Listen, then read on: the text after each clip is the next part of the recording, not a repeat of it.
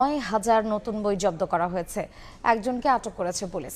বিস্তারিত জানাতে এই মুহূর্তে শেরপুর সদর থানায় আছেন সহকর্মী শহীদুল ইসলাম হীরা। সরাসরি যাচ্ছি তার কাছে।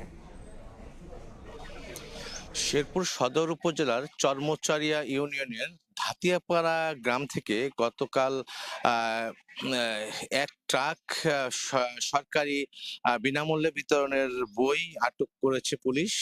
আমরা যতটুকু জানতে পেরেছি এই বইগুলো আসলে অষ্টম শ্রেণী, নবম শ্রেণী এবং দশম শ্রেণীর বই আমরা এখানে আহ, দেখতে পেরেছি। এবং অষ্টম শ্রেণীর আহ নবম শ্রেণী এবং দশম শ্রেণীর বাংলা, ইংরেজি এবং এবং গণিত বই রয়েছে এখানে। আসলে এখানে পুলিশ কর্তৃপক্ষ বইগুলো মোটামুটি গণনা করেছেন। গণনা করে তারা আমাকে জানিয়েছেন এখানে প্রায় ৯,০০০ বই রয়েছে।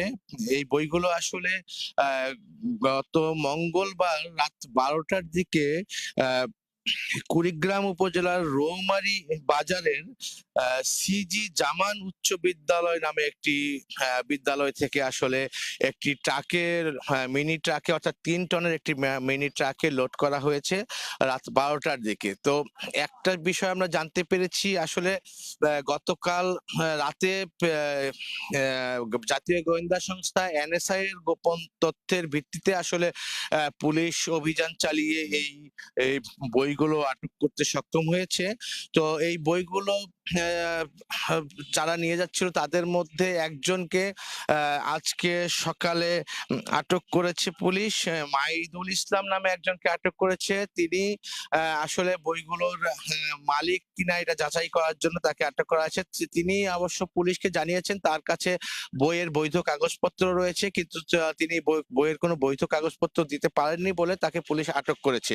তো আমরা গাড়ি চালক সজল মিয়ার সাথে কথা বলেছি। সজল মিয়া আমাদেরকে জানিয়েছেন আহ আসলে বকশীগঞ্জ থেকে, জামালপুর জেলার বকশীগঞ্জ থেকে গত মঙ্গলবার রাতে ১২টার দিকে আকরাম নামে এক ব্যক্তি আসলে এই গাড়ি চালককে আসলে ১২,০০০ টাকায় ভাড়ায় ঢাকা নিয়ে যাওয়ার জন্য আসলে ভাড়া করেন ট্রাকটিকে। তো এই বিষয়ে জেলা পুলিশ সুপার আমিনুল ইসলাম আমাদেরকে জানিয়েছেন আসলে এই সরকারকে আসলে বিব্রত অবস্থায় ফেলতেই কোনো একটি চক্র এভাবে বই পাচার করছে বলে আমাদেরকে জানিয়েছেন তিনি। তো শেরপুরে বই পাচারের এই ছিল আমার কাছে সর্বশেষ তথ্য। সরাসরি ছিলাম শেরপুর সদর থানার সামনে।